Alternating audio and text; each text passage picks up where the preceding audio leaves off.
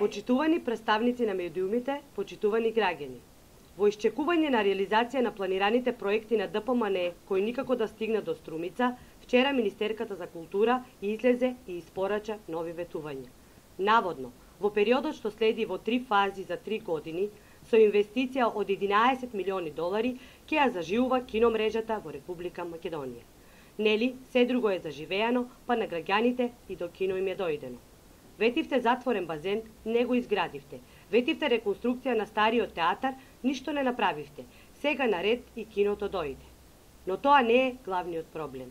Од 3 фази во кои се планира да се ревитализираат 14 киносали на ниво на цела Република Македонија, се разбира, Струмица е оставена во последната фаза за после 3 години, за во 2015 година.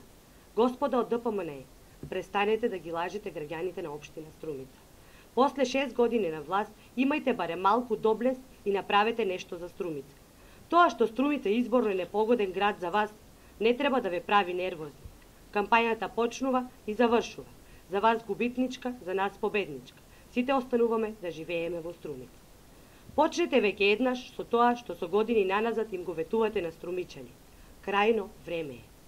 За крај, ја користиме оваа прилика и официјално да му го честитаме изборот на господинот Зоран Пакетов за председател на Општинскиот комитет на ВМРО ДПМН Струмица, со искрена надеж дека ќе собере храброст и сила да побара од централната власт исполнување на стопати ветените, а не остварени проекти за општина Струмица, за изградба на спортските сали, за патот Струмица Радовиш, за базентот, театарот, кракот на новата болница и многу други. Благодарам.